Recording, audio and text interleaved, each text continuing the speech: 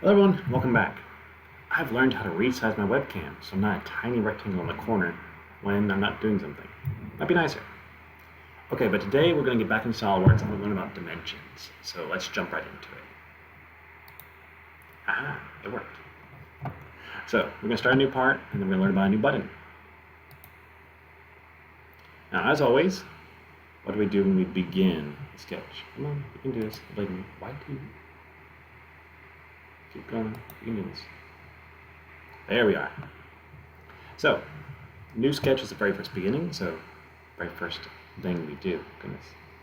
So go to sketch, click on the sketch button, and since I'm just teaching you something, I'm going to click the front plane. When you're actually building something, you need to think about it. So, front plane. To start off, I'm going to make a rectangle. This should seem familiar because it is. That very first kind of like test lesson, we're going to kind of do that again. Now we're going to learn a couple of different things today. One of those things being, well, I've got a rectangle here, but how big is it? The way we just determine that is, one, I can actually click on these lines if I want to, and I can find information about them if I wish. And this tells me a whole lot over here, like the coordinates of that. Much of the stuff I want to make a rectangle. There you go. So I can see the length of that line. It's currently 3.806 something. Now, what is it? Is it inches? Is it meters? Is it miles? Is it light years? Well, my face is kind of covering that right now, so it's going to move me just a little bit. And right down here at the bottom, you should be able to see IPS. That's my current unit system. It's inch, pounds, seconds. I can click on this, and what's in my face goes. There we go. I can either be millimeters, grams, seconds, centimeters, grams, seconds, meters, kilometers, seconds, or I can make my own if I want to.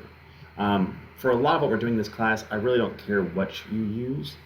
The big important detail is that you all use the same thing. If you're in a project and one person is making it in inches, another person in meters, and you're both using 1 to 1, so like, okay, well that dimension is supposed to be 1, mine's 1 inch. That dimension is supposed to be 1, mine's 1 meter, it can go horribly wrong. In your project, make sure you're using the same unit system. As you're building the parts, use the same unit system. It won't matter for any of the quizzes. Okay, so I've got a rectangle here. You know it's measured in inches, and I click on this line right here, I can see that it's 3.8 inches long. And this one is 2.26 inches long. Here's the wrong way to change dimension. I can, if I want to, go over here and I can change that from 2.26 to 2. And this one right here, if I click on this line, I can, there we go, change this to 3. Okay, I did it. It's great. That's the wrong way to do things. Reason for that is because I can click and drag this wherever I want, and now that dimension is completely different. It has changed. It's no longer the same. Move back and forth. There we go. So how do I keep it from changing? The way you keep it from changing is you add a dimension. So let's do that. How do we do it? A little button over here in the corner, Smart Dimension, right here. I click on it, you'll see that my pointer has changed. I got a little like dimension symbol next to it. And I click on anything. I click on 2 points, and I can change the dimension for those. Now when I set this, it is set in stone. And you'll see that. I try to drag this line, it won't move. That way either. This line up here will still move. Okay.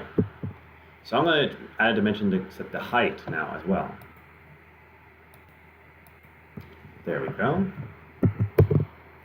Perfect. Magnifique. Beautiful. Okay. So, with that in mind, I now have a rectangle that is perfectly set up, and it can't be changed in any way, shape, or form.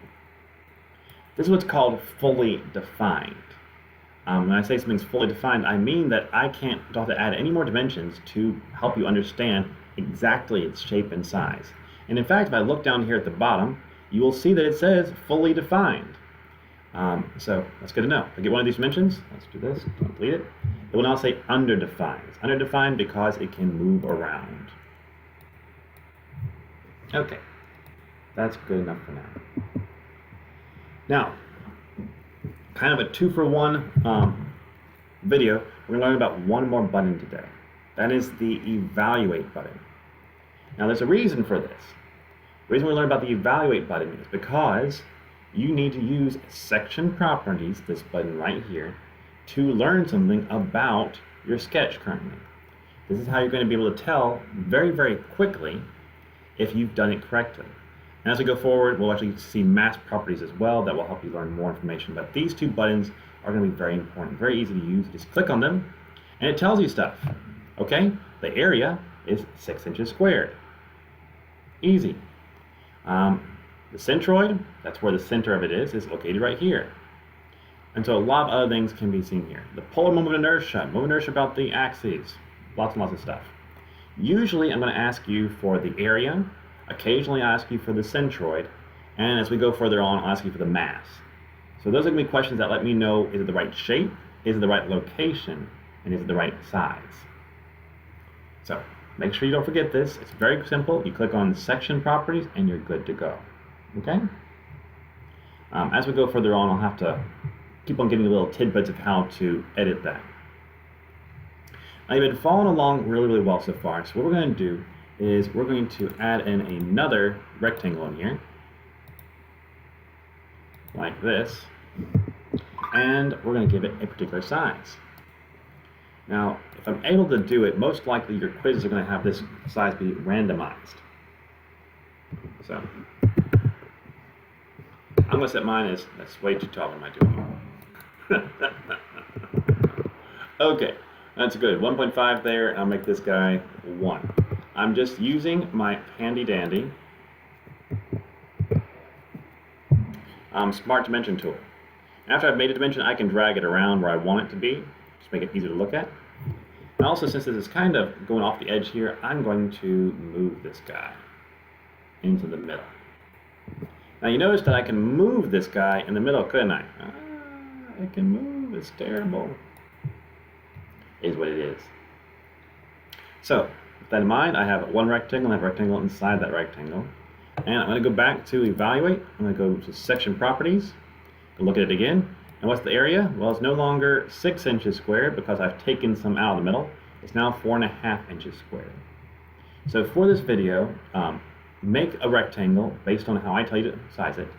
And then I want you to give me the area and probably the centroid too. Actually, not the centroid, just the area, to make sure you did it right.